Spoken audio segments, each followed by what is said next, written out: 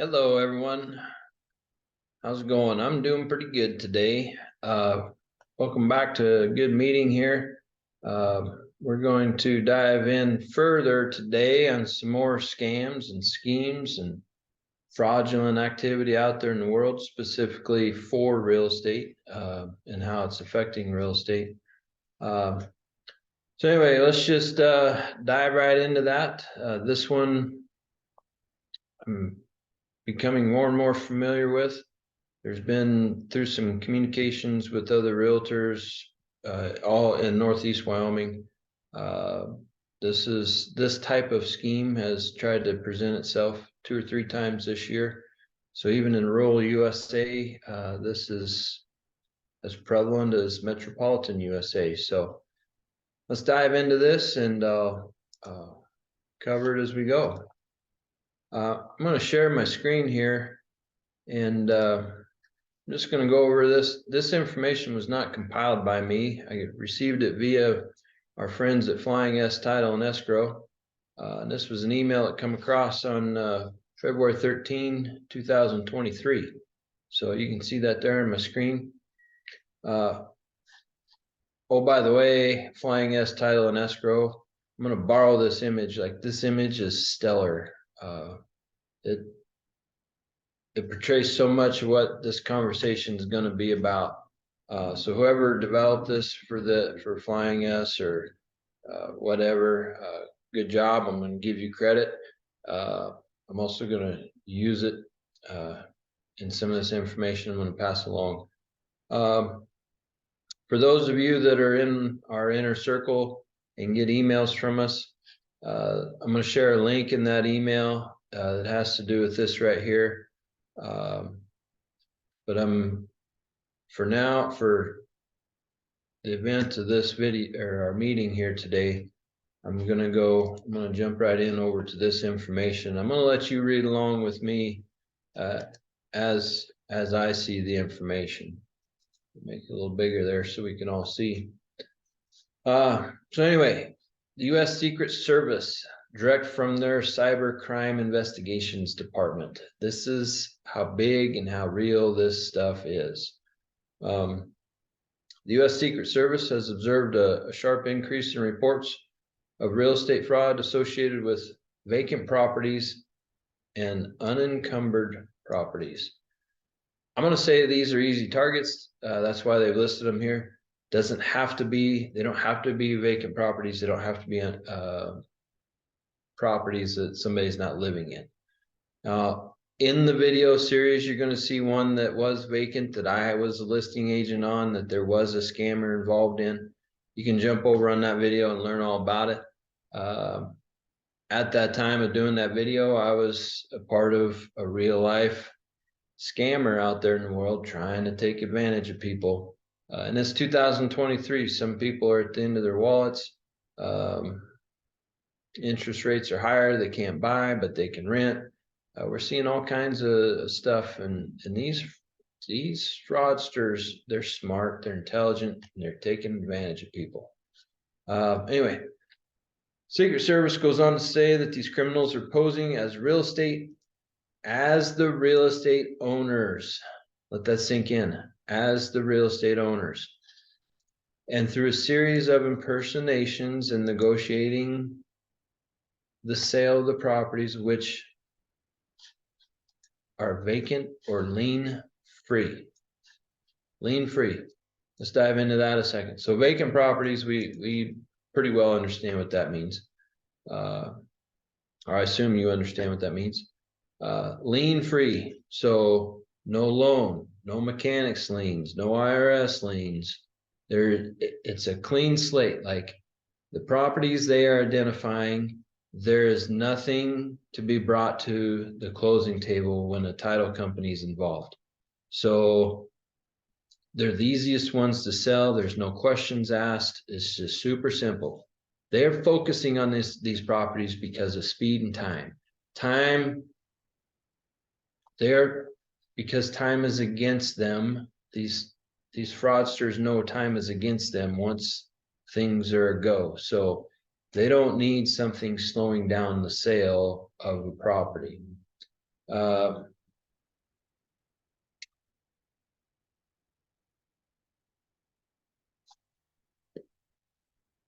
just catching up here.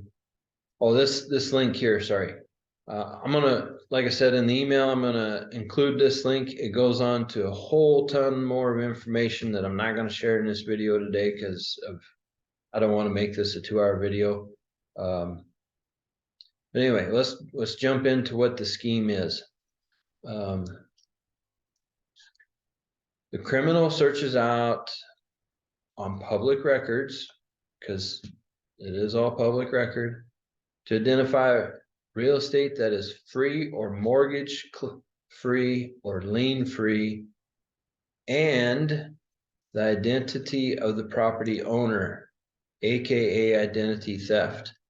So they seek out the property that they think is going to work for them in their scheme, and then they go seek out the property owner because they're going to do some identity theft at the same time. The criminal poses as the owner, right there. And here's the fun part. They contact a real estate agent. They're contacting real estate professionals. These guys are bold. They're contacting realtors to list the property for sale. So this is where time is against the fraudulent activities here. They know once the realtor agrees to sell the property and work for them, they're going to publicly expose said property for sale. The clock is ticking all of a sudden. They got to move it quickly. So they request that it be listed below current market value to generate immediate interest, right? I'm going to step out here and say it doesn't always have to be below market value. One that I was, the story got shared with me this year. Thankfully, I wasn't a part of it. It was listed just a tick under market value, but nothing so much that threw up red flags, right? So in a seller's market, when there's multiple buyers just coming, it doesn't have to be below market value so much. In a neutral market or a buyer's market, yeah, obviously, because time is against the scheme or the fraudulent person here, yeah, they're going to want to undercut it bad. All of which good real estate professionals stop and they start asking more questions. So to the average public, sometimes you wonder why some of these questions get asked, or why, maybe if you're talking to me, why I'm on guard a little bit up front. This is why. Next, the criminal poses again as the property owner, demonstrates preference for a cash buyer. Okay. Again, speed. They don't want somebody getting a loan. They don't want this closing to be drug out for 3, 4, 5 weeks, whatever. You can do a cash deal just that quick. You don't need, if it's cash deal and there's no lien against the property, you don't technically, sometimes you don't even need a title company. You don't even need title insurance. Buyer's paying cash, things paid, the property's paid for free and clear. There's times you don't even need a title insurance company in the middle, which from a buyer's point of view is the absolute wrong answer. Like every time you purchase property, you need and want title insurance, all right? Like because of this, stories like this and other reasons. But this is the importance of having title insurance if you're a buyer. I know of a transaction that happened here in my community this year, maybe it's last year now. There was no title insurance company. And guess what? There was issues that rose just that quick. All of which they're trying to sort out right now, and I'm keeping an eye on that because that's I'm pretty curious to see what the lawyers figure out on that one, because it was an interesting story, I'll say that. Anyway, and they're quick to, back to this scheme here, they're quick to accept an offer quickly. Again, the fraudulent person posing as the owner, this is a dead giveaway, refuses to sign documents in person. Now, I've done this too. I have signed documents with people, never met them in person. But I'm going to stop here a second. This is the point in time where I'm going to start asking you for a copy of your photo ID or government issued ID or something. Like I get it. Sometimes you're just not going to come home to close out a sale. You're not going to go build a relationship with me to close out a sale. But because of what you see with my marketing and advertising, and more than likely you got referred to me through one of our mutual friends, I'm going to do business with you. But there's been a couple times where it was just a cold call, and I really had to sit back and say, how am I going to prove this is the legitimate seller that I'm talking to on the phone? I will say fraudulent people, though, they, people like this are a little bold here where they're hiring a real estate professional. Most fraudulent people are not that bold, and they won't even talk to you on the phone. Like they're intimidated by that. Even they want to keep it all on email or messenger or some sort of electronic communication, social media platform. They don't even want to give you a phone number to call. So this is a point in time where as real estate professionals, not just realtors, or it could be the title company, it could be lenders, like you need to prove who you are. We live in a time now where burden of proof is yours. Like, are you the right person we need to be talking to? Otherwise, this sort of fraud could be happening, and they're trying to drag us in the middle of it, right? The criminal, this is fun. The criminal and or co-conspirators also impersonate the notary. Oh, let me back up. Sorry. They refuse to sign documents in person, and they request a remote notary. Pretty easy to pull this off. Now, notaries traditionally are folks that are third people verifiers. They witness people signing things, they stamp it, they date it. They check your ID. Like one of their tasks is to look at your photo ID, verify who you are. With the way identity theft is anymore in the internet and the electronic world, and now we have remote notaries, or I think the notary world's turning in. Some of it can be even done not even in person. That's where this comes into play. This can be pulled off much easier than you give credit to most times. But anyway, there's a co-conspirator, right? Or our criminal has is also the notary, right? They're serving as two people to get the transaction done. And they've done identity theft on a notary as well. So anyway, the request for remote notary signing. So again, they're not getting in front of somebody. They're not going into a title company. They're not going into a business on business hours. All these things, all of a sudden, from any real estate professional point of view, all of a sudden get to be some red flags. They impersonate the notary and provide falsified documents back to the title company. So, meaning, gone through this signing, they got a notary back in the mail. Most title companies want the original stuff, original documents signed. So they'll ask to have it FedEx back in 24 hours. So they send the authenticated paperwork back to the title company. It's been an off-site closing.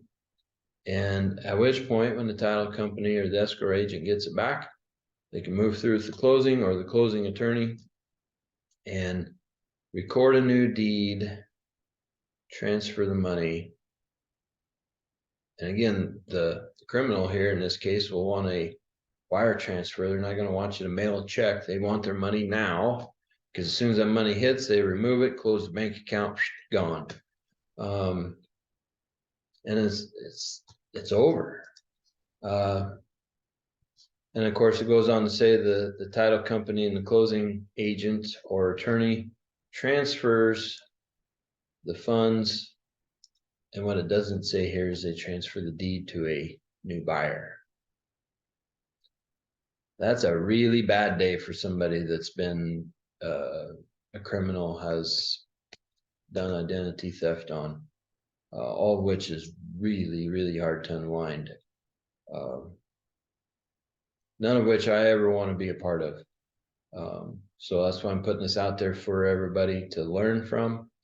The rest of this, next part of this article, fraud is often discovered when recording the transfer of documents within the relevant county.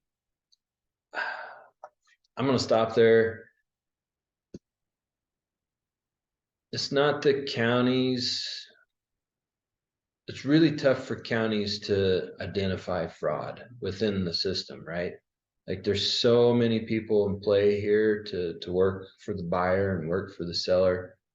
So to put the burden on the counties to say this was a legitimate transaction or not, it's a really tough statement for me to swallow here. I'm going to leave it there. And with the way the title insurance world is changing, more of it's done electronically, and deed searches. There's a lot of stuff online now, and you don't have to be a title company from the local community to work in a real estate transaction. So much of this stuff is online now. It's somewhat spooky, but it's spooky because of schemes like this. Now, the flip side of the coin is it's really handy in the real estate world, because people, today people want things done so much faster than they did 10 years ago, 20 years ago. So it's really handy from our point of view when it's a legitimate transaction. It's really nice to have these technologies and roads and avenues in place, but it also creates an avenue for fraudulent activity such as we're describing here. The scheme has particularly affected elderly, imagine that, and foreign real estate property owners. That one's interesting. They'll go after foreign owners. Of course, they're foreign entities or private property owners. Chances are they're not at their home here as much, and it's probably a little easier to get that one pulled off.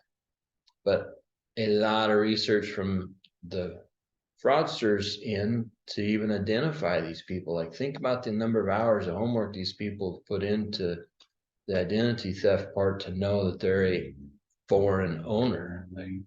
That's just mind-boggling to me. I think it'd be easier to get up and go to work every day than it would be to be a criminal. And of course, it's not limited to these groups. And it's really hard to automatically notify the legitimate owners. There's still people, everybody wants a certain amount of privacy. And I'll leave that alone at that. Like, some are more giving than others. Some are super private and they don't want anybody in their business. Well, you don't want anybody in your business, knowing your business.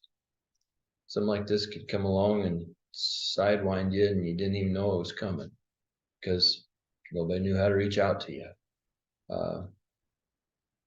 And then furthermore, the burden of verification is put on the real estate. I think this should say real estate professionals and the title companies.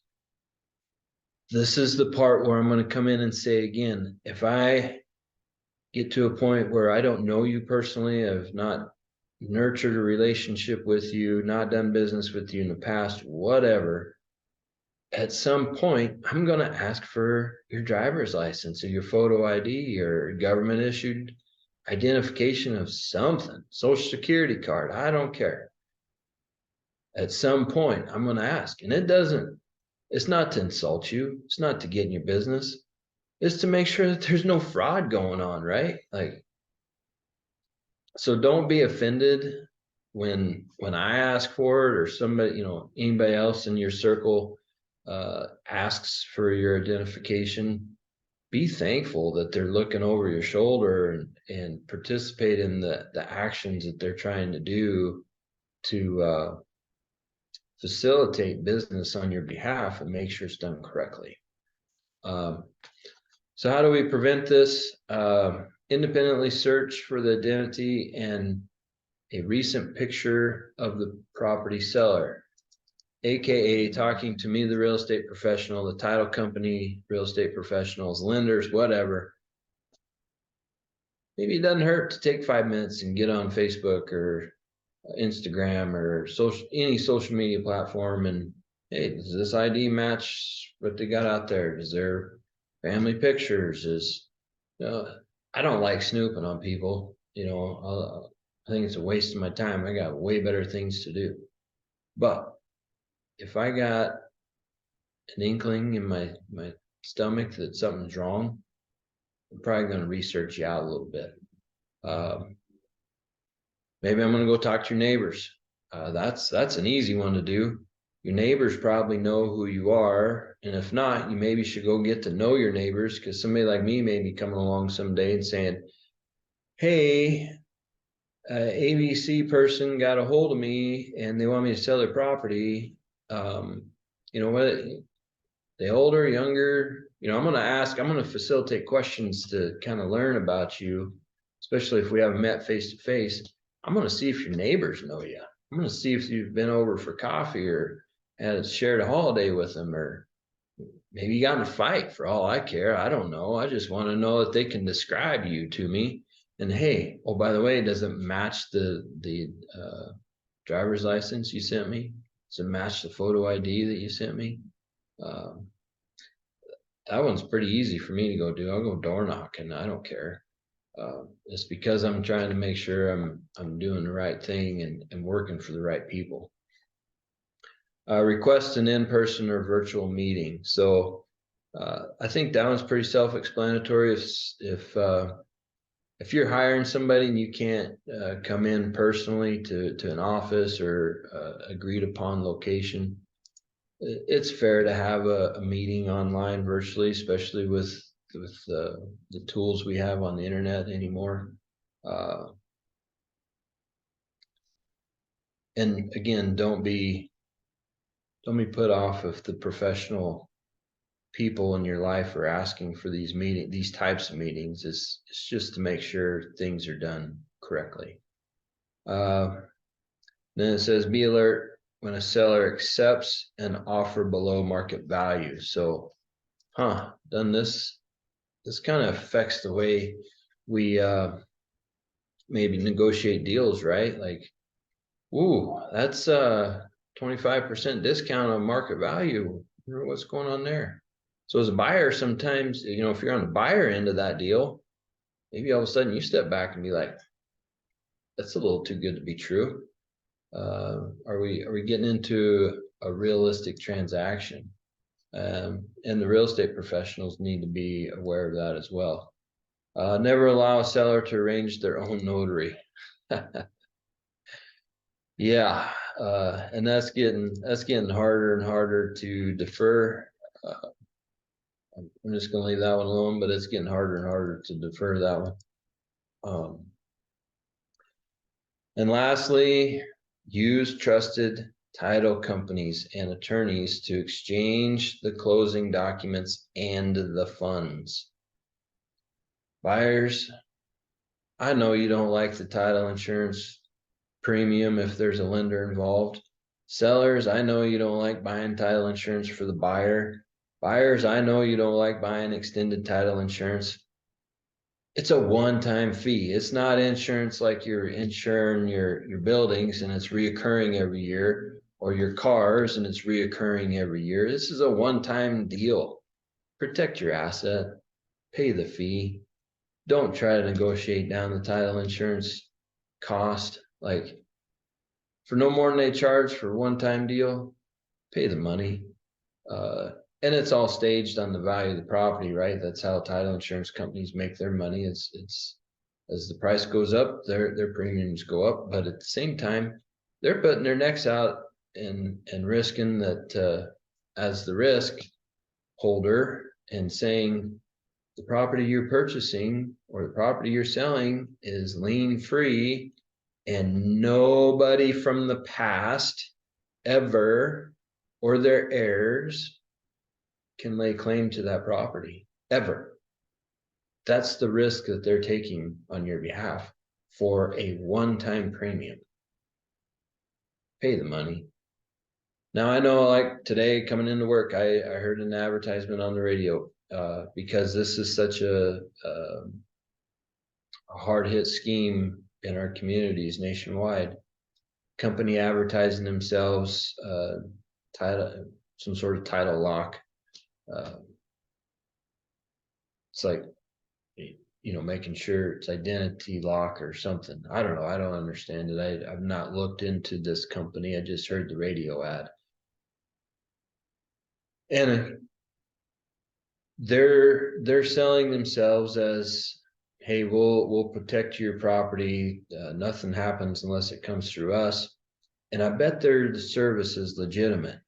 But at the end of what was correct is at the end of their advertisement, it said, you will have title insurance on this property, meaning they're doing their due diligence for you and making sure the title insurance policies in place with extended coverage, likely, so that nobody can do identity theft against you.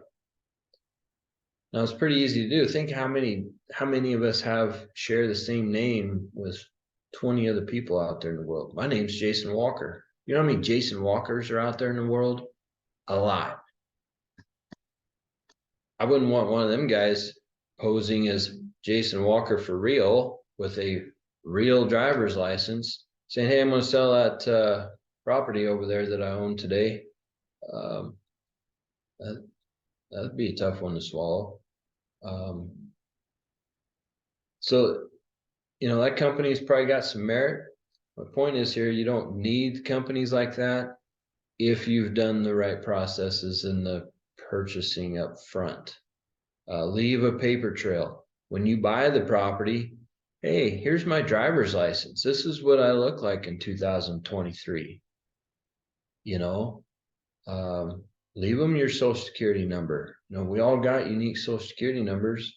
Go ahead and leave that with the title company, because when somebody comes in and tries to sell it, they're probably going to try to verify it, or not try, they will.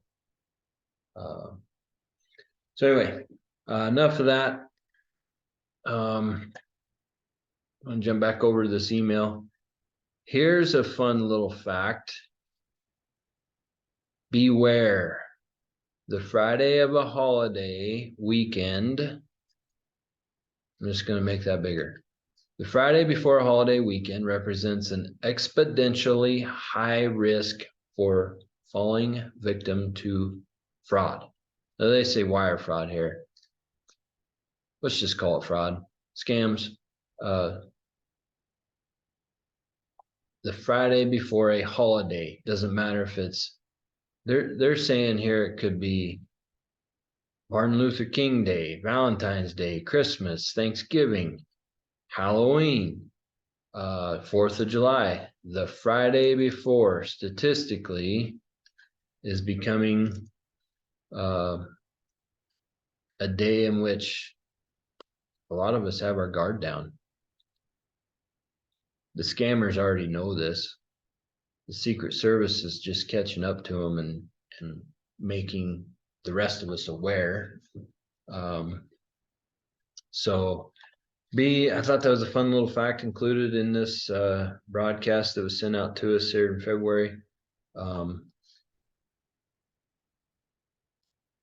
yeah, I hope this helps. And those getting an email from us, I'm going to share that other link. And that link has so much information. I'll just open it up real quick. I'll give you the highlights so y'all know. Preparing for a cyber incident, not what if it's going to happen, but when. They have an introductory guide on what to do. You can download that for free. Ransomware, a guide for that. Somebody's trying to hold you ransom online. And of course, the ones we hear about in the news are typically hospitals or big government entities or somebody that's got big insurance policies for ransomware that are going to pay out, and these guys head for some country, non-extraditing country out there in the world. How to contact law enforcement, what to do there. There's a download for that. Reporting cyber incidences to the federal government, what to do there. The guide for e-skimming. I technically don't know what that is, but probably should get familiar. A guide to business email compromises. I'm going to step out here and say all email compromises.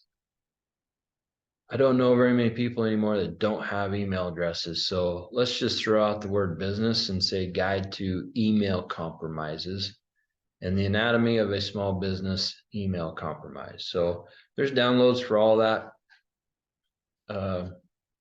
Oh, shoot.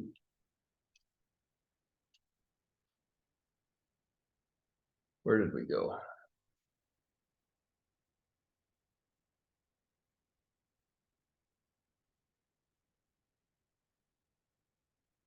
Sorry. Thought I did a screen share.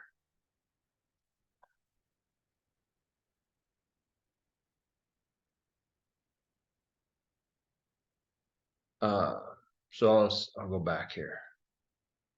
So there's our email. So I'm going to click on this link, guides, to download. Okay. My apologies. Preparing for a cyber incident. Introductory guide for what to do, when it happens. The ransomware that I mentioned. Contacting law enforcement. Reporting a cyber incident to the government. Who to report it to. And basically how to document. I bet there's some information in there on how to document as it's occurring to you. There's the e-skimming one that I don't know anything about. Here's the email one. Again, I'm just going to throw out the word business and say a guide to email compromises. Probably should download that. And then the anatomy of a business email. So in the email that I'm sending out, that'll be included. I think that's a really resourceful website to tap into, and y'all should save it.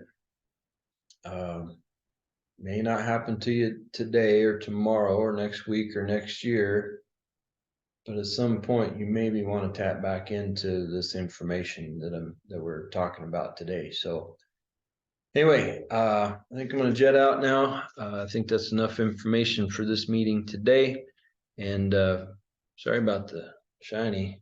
Didn't feel like wearing my baseball cap today. So anyway, the light's really glaring off my forehead. Anyway, thanks. And leave some comments down below if you got any questions, concerns, if you got a story to share. Maybe you got some insightful information the rest of us could benefit from. Otherwise, you got something you want to sit down and talk about buying and selling real estate, I'm always happy to do that too. So anyway, that'll be it for today, and catch you on the next video. Talk to you later.